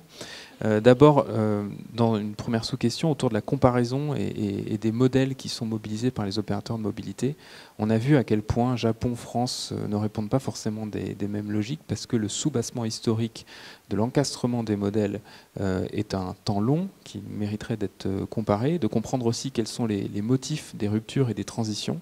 On voit qu'on a des motifs qui sont plutôt de l'ordre de l'aménagement du cadre concurrentiel à long terme pour le cas français, mais aussi des motifs qui sont de l'ordre socio-démographique au Japon. J'invite notamment à considérer d'autres pays, la Suède qui a extrêmement atomisé son système ferroviaire et qui a en conséquence aussi réinterroger la question de son foncier. On pourrait regarder du côté du Royaume-Uni, que j'ai tendance de qualifier comme étant le pays le plus mélodramatique au monde en matière ferroviaire, parce que c'est toujours compliqué. Et il y a aujourd'hui, dans le cas de HS2 par exemple, la seconde ligne à grande vitesse, des rebondissements incessants sur ce que peut être la production de l'urbain autour des gares et autour du foncier disponible. Et enfin, de travailler peut-être sur des cas plus récent mais intéressant, le cas du Maroc avec l'adoption de systèmes de grande vitesse qui viennent aussi dialoguer avec une question de stratégie urbaine, ou de ces pays dans lesquels c'est difficile, les États-Unis, avec l'échec annoncé de la ligne à grande vitesse californienne, qui pose de réelles questions sur le fait que l'infrastructure n'arrive pas à faire ville, puisqu'on se heurte à fractionnement des acteurs ou atomisation des intérêts et une impossibilité de les faire converger. Donc je pense que ce point-là pourrait être intéressant de travailler sur la circulation des modèles et plus d'études comparées en ce sens, dans la logique de ce qui sans doute a déjà été fait dans le LabEx, mais qui pourrait peut-être monter d'un cran. Natacha, vous l'évoquiez, on a besoin de chercheurs qui travaillent sur les cas asiatiques notamment. Toujours dans cette question de la circulation des modèles, la question des imaginaires. De quoi parle-t-on finalement? De quelles échelles, sur quelle échelle on se projette?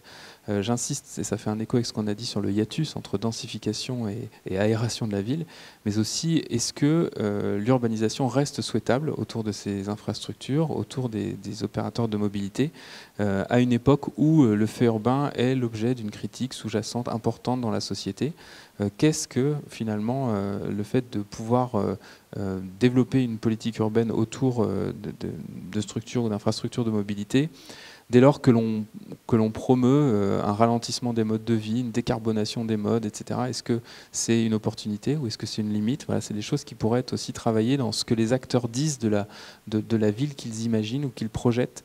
On a vu avec la SGP qu'on est passé des grandes émergences sur les gares à quelque chose d'un petit peu plus modéré, en tout cas dans le discours aujourd'hui.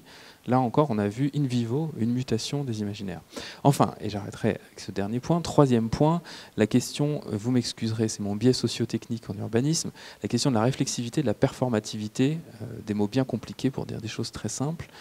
D'abord, réflexivité et performativité des outils et des pratiques des différents acteurs qui sont autour de la table ronde ici, à savoir les entreprises, les chercheurs, mais on n'a pas les collectivités publiques, mais on pourrait en parler aussi, autour de finalement quels outils ils mobilisent. On a parlé du bilan foncier pour la détermination des investissements. On se rend compte qu'on a une émergence d'outils extra-financiers, notamment au niveau environnemental, donc qui pose la question de savoir comment ces outils sont mis en œuvre, comment ils sont fabriqués, comment les acteurs se mettent d'accord autour de ces outils. Qu'est-ce que ça fait à la prise de décision? On l'a évoqué dans le cadre de la SGP. Et puis, une question peut-être plus en socio des organisations, mais qui mériterait d'être interrogée à mon sens, c'est les effets sur les métiers. Sébastien, vous avez très bien décrit le fait que, eh bien, pour le groupe ferroviaire, la division, enfin l'entité SNCF Immobilier aide aussi à pousser une cohérence dans la façon de conduire une politique ferroviaire qui est sous pression concurrentielle. Dans le cas de la SGP, on a un opérateur de l'État qui est amené à disparaître, mais qui pourrait quand même se transformer ou devenir une émanescence de ce qu'était la SGP et ce qui deviendrait une expertise peut-être pour d'autres projets.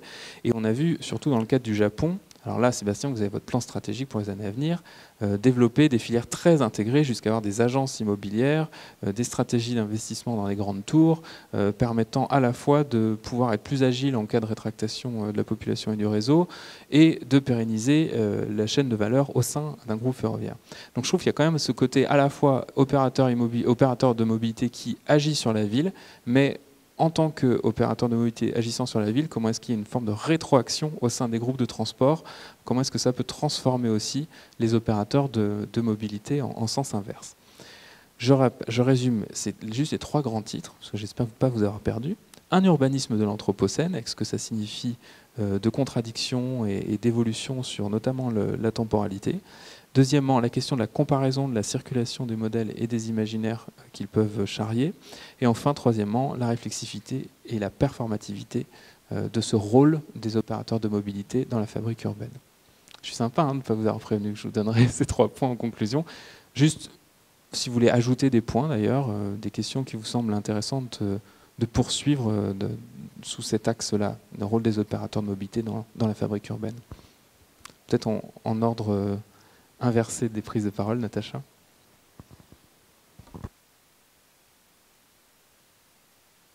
Cette magnifique conclusion, je voudrais juste dire 2 mots sur les effets de cette dévitalisation des banlieues au Japon, puisqu'ils sont quand même assez dramatiques. Je n'ai pas eu le temps de le dire, mais c'est vraiment dramatique. C'est-à-dire qu'on a là des surfaces qui sont totalement urbanisées, des surfaces artificialisées sur un rayon de 60 km autour du centre. Pas systématiquement, il y a plein de trous, mais en gros. Et puis bon, ce sont des maisons qui, pour la plupart, sont vides et dangereuses, qu'il faut détruire, qui coûtent cher à la collectivité à détruire, qu'il faut retraiter, ce qui effectivement est encore émetteur de gaz à effet de serre. Donc ce modèle-là, notamment pavillonnaire, est extrêmement dangereux. Il est promu aujourd'hui par la Banque mondiale dans tous les pays émergents, avec cette idée, plutôt une idée de compacité à la hongkongaise.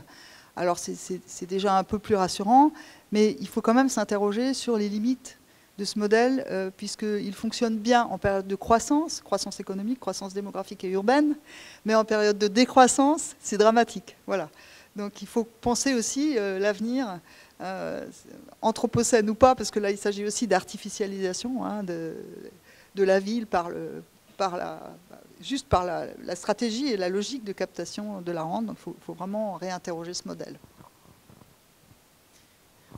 Merci également Étienne pour cette conclusion. Peut-être moi je rebondirai sur l'axe 2, sur la circulation de modèles et la comparaison, avec 2 remarques. Effectivement, dans le cadre du projet, par exemple, on a pu travailler sur TfL et la manière dont aussi Transport for London où la RATP développe à la fois de l'activité de copromotion, donc aussi qui inspire d'ailleurs des acteurs comme la Société du Grand Paris, mais aussi des types de produits immobiliers ou des métiers de type foncière, c'est-à-dire qu'on ne vend plus mais on conserve le foncier, et donc en ça il commence à se comporter comme ont pu le faire d'ailleurs les opérateurs japonais. Donc il y a l'enjeu de comparaison internationale, mais aussi une comparaison intersectorielle, alors entre opérateurs de transport, en comparant aussi ce que font des aéroports ou des gestionnaires portuaires, qui aussi ont un rôle important en matière d'aménagement, mais aussi, là plus sur la question foncier public, on voit par exemple, on en discutait ce matin, les logiques de la Poste, les logiques de... Alors c'est d'autres types de réseaux, c'est d'autres types d'infrastructures, mais c'est aussi des opérateurs qui sont des détenteurs de foncier importants. Et on voit aussi que dans les stratégies de ces opérateurs, de ces propriétaires, de foncier, on voit aussi des proximités avec des outils qui peuvent être développés par d'autres propriétaires publics et qui sont aussi des acteurs qui sont soumis à ces mêmes injonctions, ces tensions entre des injonctions qui peuvent être très différentes, de répondre à la fois à des enjeux de type le monde de demain et en même temps à des enjeux de pression financière forte, dans un contexte où quand même l'État leur demande de de s'auto-financer, enfin de plus en plus. Donc, voilà. C'est juste une idée en rebond. Il y a un opérateur dont on ne parle pas, c'est les foncières des grands groupes de centres commerciaux, qui sont un peu un Eldorado aussi en urbanisme, parce que leur modèle est fondé sur une pure dépendance à l'automobile dans la construction même du centre commercial, avec son parking géant, etc., qui pose la question soit de la transition de décarbonation de la voiture, bon, soit d'accompagnement par des opérateurs de mobilité qui permettraient d'urbaniser ces centres commerciaux en leur sein, c'est-à-dire dans l'enceinte de fonciers très vastes. Sébastien. Merci pour ces échanges qui nous permettent de sortir un petit peu de notre quotidien et de voir comment ça se passe ailleurs. Donc ça donne des perspectives. Alors je ne sais pas si on ira aussi loin que le modèle japonais. Ce qui m'a fasciné, c'est ces agents qui conseillent aux habitants des zones qui se réduisent d'aller dans d'autres immeubles qui sont détenus par la compagnie. C'est loin là par rapport à notre modèle. Alors c'est vrai qu'on pourrait se demander pourquoi c'est si différent. Ce matin, j'étais à une réunion avec la Caisse des dépôts, qui est propriétaire rue de Lille, d'un immense immeuble juste à côté du musée d'Orsay. Et en fait, on a gardé la propriété juste du sous-sol, donc de tout ce qui coûte, en fait, c'est la structure de soutien de leur immeuble, etc. Et je me suis dit, c'est quand même bien dommage qu'au 19e siècle, puisque cette opération elle est ancienne, enfin, le groupe SNCF n'ait pas voulu garder la propriété. D'abord, ça rapporterait quelques revenus, un immeuble de bureau dans le 7e. Et puis en plus, accessoirement, ça simplifierait un certain nombre de relations qu'on a à construire entre celui du dessus et celui du dessous. Donc on voit que c'est quand même ancien. C'est encore actuel parce que chaque directeur général de l'immobilier qui arrive se dit, je vais créer une foncière immobilière. Mais vraiment, c'est systématique. J'en ai vu quelques-uns passer. Et puis, ça ne marche pas. Ça se confronte alors à plusieurs questions. Une des questions fortes, c'est que pour le groupe ferroviaire qui est sur un marché du transport avec avec des taux de rendement attendus, on n'est pas du tout sur la même économie, en tous les cas en France, par rapport à l'économie de l'immobilier où les acteurs acceptent des taux de rendement bien moindres. Et donc, l'investissement immobilier, il est toujours moins intéressant que d'aller acheter un opérateur tchèque de transport de marchandises ou de se mobiliser sur le développement du TGV au Maroc ou que sais-je. Donc du coup, on voit qu'il y a des cloisonnements qui existent. Pour autant, c'est vrai que je vois quand même des choses évoluer. C'est étonnant, j'ai insisté un petit peu là-dessus dans ma présentation, l'image de l'activité immobilière au sein du groupe, qui quand même, pour beaucoup d'agents très imprégné du service public ferroviaire, était l'activité qui dérangeait, quoi. Pourquoi ils viennent nous poser des questions? Puis en plus, ils nous parlent de la ville. Nous, on a des clients quand même, donc on va pas s'intéresser à ce qui se passe avec les maires ou les gens comme ça, quoi. Et donc tout ça est quand même fortement en train d'évoluer et je sens, voilà, en tous les cas dans les échanges qu'on peut avoir avec les collaborateurs SNCF, qu'ils comprennent en fait pourquoi c'est important cette relation avec les territoires. Du coup, ils l'intègrent aussi dans leurs propres actions et je trouve ça plutôt intéressant parce que ça ouvre effectivement des horizons. Là, on sent qu'on n'est plus du tout l'activité à part. On est maintenant une composante bienvenue pour aider en fait à être plus performant sur l'activité de transport. Et puis dans cette idée de décloisonnement, voilà, moi ce qui m'intéresse, c'est de savoir aussi comment au niveau des acteurs de l'urbain, on va réussir par rapport à ces défis que l'on a liés à l'anthropocène, comment on va réussir effectivement à retourner nos modèles qui sont uniquement basés sur la production de béton quasi. Enfin là, c'est dans tous les cas de mètres carrés. Plus on produit des mètres carrés, mieux c'est, plus ça vaut. Enfin, c'est le modèle de l'aménageur, mais c'est le modèle aussi. Enfin, tout est construit comme ça. Et donc, à un moment donné, il faudra trouver un petit peu de la valeur aux arbres et aux espaces verts, mais on en est loin. Et donc, en tous les cas, nous, on se confronte à ça. On essaie de partager ce questionnement parce qu'évidemment, en tant que propriétaire, on ne voudrait pas que la réponse, ça soit vos terrains ne valent plus rien, puisqu'on n'y construit plus. On a besoin de réponses un peu plus collectives à ce défi de l'anthropocène. Natacha Aveline, Juliette Mola et Sébastien Rouleau, merci beaucoup pour votre participation. Est-ce que la salle souhaite poser des questions? Nous avons 2 questions.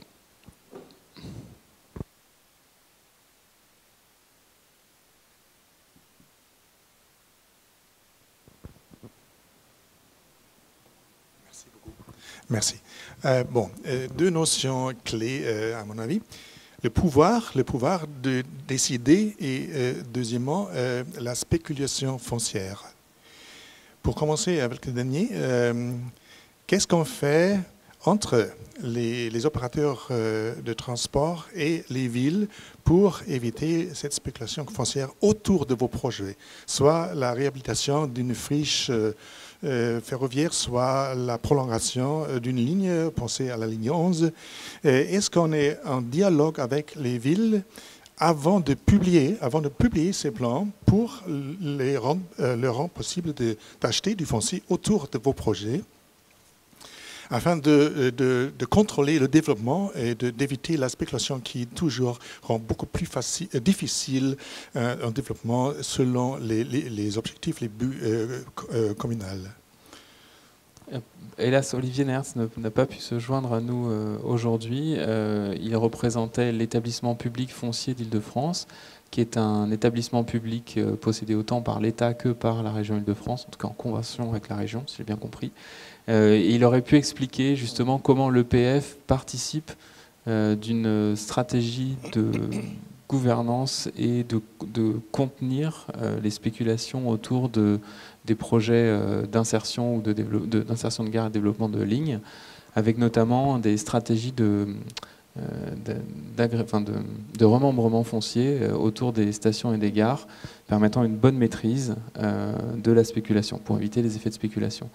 Mais hélas, il n'est pas là aujourd'hui, donc à moins que Juliette, Sébastien.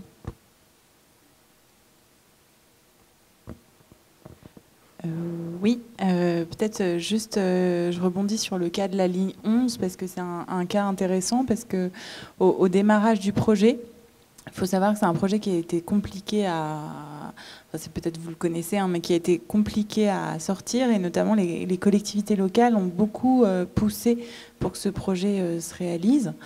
Et il y a eu notamment une réflexion sur une anticipation en fait, des effets de la nouvelle infrastructure sur les transformations urbaines, et l'idée qu'il fallait essayer de à la fois accompagner l'arrivée de la ligne 11 par des projets d'aménagement qui permettaient de la valoriser, et en même temps de travailler sur une production urbaine mixte, on va dire, autour des gares. Donc concrètement, dans le cadre de la ligne 11, par exemple, il y avait la signature d'un contrat d'axe, qui était un outil en fait de contractualisation entre la région et les collectivités locales, donc les maires, hein, enfin les municipalités, pour essayer de voir à la fois ce qui était possible de construire, faire un diagnostic de ce à quoi on pouvait s'attendre en termes de transformation urbaine en lien avec l'arrivée du métro, et d'amener les collectivités à réfléchir à comment elles souhaitaient agir sur ces transformations, et notamment pour les réguler, donc en exerçant, soit en signant avec les PFIF des conventions pour avoir une maîtrise foncière, acquérir du foncier stratégique pour pouvoir ensuite être maître des opérations qui seraient développées, ou alors en exerçant un droit de préemption, en délimitant juste des périmètres de préemption qui sont aussi des instruments qui peuvent un peu calmer les ardeurs, on va dire, puisqu'il y a une priorité d'acquisition pour la collectivité dans ce cas-là. Mais alors de là à dire est-ce que ça a été réussi dans le cas de la ligne 11, ce qu'on voit, c'est qu'en termes d'évolution d'augmentation des prix immobiliers, etc., il y a quand même des freins importants. Mais dans certains autres outils aussi qui ont pu être mis en place, c'est des type charte promoteur, c'est-à-dire des logiques en fait où la collectivité affiche un maximum de prix de sortie des logements sur son territoire, donc une forme d'encadrement des prix de sortie qui est à moitié illégale, hein, mais qui a le mérite en tout cas, qui dans certains cas fonctionne comme une sorte de jauge qui limite un peu des effets d'augmentation trop forte dans certains territoires stratégiques. C'est un peu ce que je vois moi, en termes d'outils des collectivités, une approche opérationnelle, une approche un peu réglementaire, et puis cette approche un peu plus négociée de charte promoteur pour agir sur ces types de dynamiques. Je sais pas si... Oui, écoute, c'est ce qu'on observe. En fait, on a des marchés immobiliers qui augmentent fortement, et parfois on est questionné par nos comités d'engagement qui nous disent « mais pourquoi vous ne vendez pas les terrains plus chers que ce que vous faisiez ?» Parce qu'en réalité, nos terrains, en fait, on ne les vend pas plus cher aujourd'hui qu'il y a 10 ou 15 ans ou 20 ans. C'est-à-dire, même indépendamment en euros courants, en fait, on est sur des prix qui sont les mêmes et qui parfois même sont moindres. Donc nos comités disent mais attendez, le marché du logement à Paris il a pris 50-70%, comment ça se fait que vos prix n'aient pas augmenté? Et quand ils diminuent en plus c'est encore plus compliqué à expliquer. Donc il y a une certaine décorrélation. Alors en fait on se rend compte qu'on est un tout petit acteur du marché de l'immobilier, même si là, tout à l'heure je présentais sur le foncier, effectivement sur les opérations d'aménagement on pèse, mais même quand on produit 70 000 logements sur l'ensemble, c'est sur l'ensemble, hein, c'est pas par an, hein, c'est sur l'ensemble des gares du Grand Paris, je pense. Ça veut dire que c'est la production en Ile-de-France, je sais pas, enfin 70 000 par an, ouais. Donc en fait, on se rend compte que les opérateurs de transport en ont produit très peu et on est encore plus mineur si on regarde les transactions. C'est-à-dire qu'il y a la production neuve, mais quand un propriétaire vend à un autre, à un nouveau, le prix il est fixé indépendamment du volume de notre part de marché. Donc en fait, on ne peut pas grand-chose. Alors ce qui explique qu'on vende pas forcément plus cher et souvent moins cher, c'est qu'en fait, sur les opérations de gare, il y a une demande de plus en plus forte justement de logements sociaux. C'est ce que tu as exposé là tout à l'heure en disant bah, désormais, il y a un objectif de 30% de logements sociaux sur les opérations près des gares. Et puis d'équipements publics aussi. On est souvent quand même très très fortement sollicité parce que c'est les derniers terrains disponibles pour faire une Arena 2 pour les JO. Ou pour, donc en fait, en tous les cas, de ce que j'observe en France et pour un opérateur de transport qui a pas mal de foncier, on n'a pas tellement de prise sur le marché de l'immobilier. Alors effectivement, on a eu des chartes. Après, il y a des mécanismes contractuels qui font qu'il y a des chartes antispéculatives, etc. Sur des opérations. Mais ça va jouer sur un volume qui finalement, enfin, qui permet pas de contenir les évolutions du marché immobilier. Vous aviez une deuxième question. Oui, merci. Seulement une petite réponse. Je recommande vraiment d'acquérir au lieu de négocier dans ces cas. Il y a un vaste terrain à côté d'une friche ferroviaire qui va être développée de la compagnie allemande à Hambourg. À côté, un vaste terrain privé qui a été la victime de spéculation. La ville a raté d'acquérir à l'heure bonne. Puis ça a été vendu plusieurs fois. Maintenant, le développement est complètement bloqué parce que le prix est tellement haut maintenant et on ne sait pas que faire. Donc, alors, acquérir. Ce qui ne serait pas le premier problème certainement de pas, mais Deutsche Bahn ça m'a sur les fait valorisations faire cette foncières. question.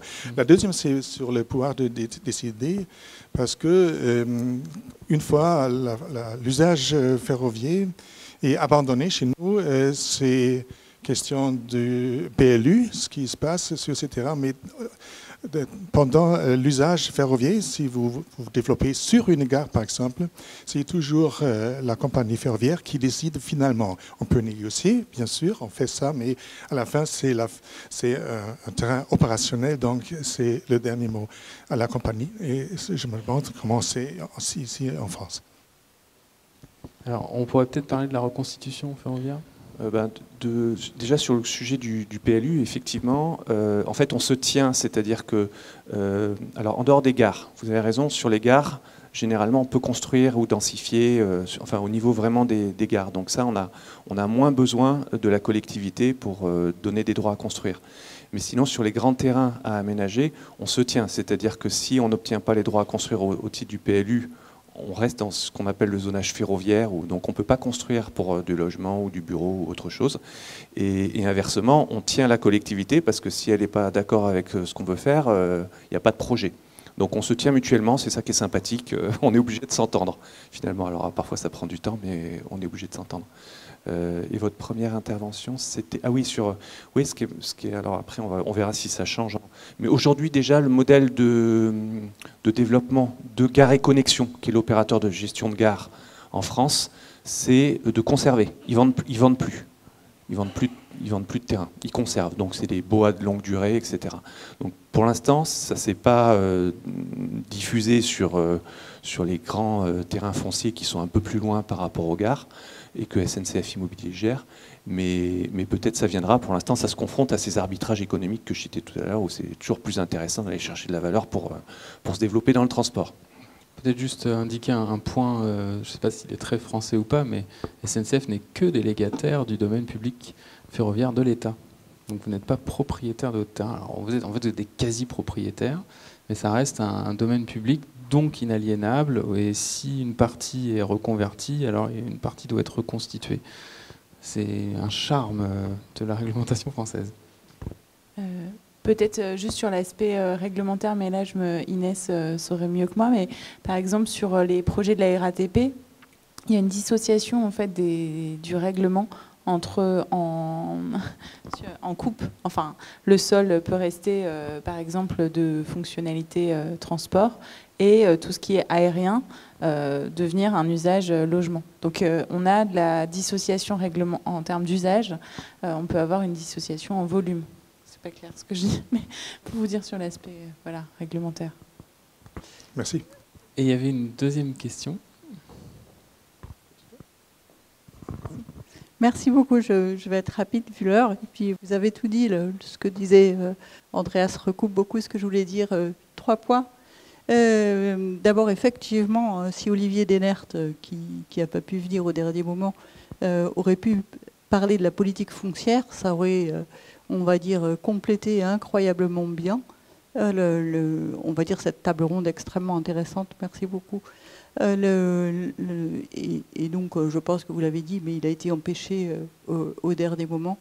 Du coup, voilà. Le deuxième point sur lequel je voulais intervenir et sur lequel vous avez déjà à peu près dit beaucoup de choses, c'est que la question de l'usage, donc qui disparaît sous celle de la valeur, pourrait être un objet de recherche. Et notamment, comment une politique foncière pourrait remettre sur le haut de la pile la question de l'usage. Donc, peut-être que la politique foncière en tant que telle, qu'est-ce que c'est qu'une politique foncière, on va dire, pourrait être un objet de recherche en soi. Ça me semble, voilà, en pleine mutation. Et il est vrai que, comment dire, le modèle qui consiste à financer par la vente de mètres carrés, pour l'instant, n'a pas de contrepoint si ce n'est la réglementation. Et comme la réglementation se négocie, on va dire, on tourne tout de même un petit peu en rond. Et donc, autour de cette question, c'est vrai que si on pouvait penser à une autre façon d'établir les choses, que les chercheurs pouvaient aider les praticiens à mettre en place des pratiques différentes, alors là, je pense qu'on pourrait changer de paradigme plus facilement. Je ne vous demande pas spécialement de réponse vu l'heure. Je vous remercie beaucoup. C'était un mot conclusif. Merci beaucoup. Merci à toutes et à tous.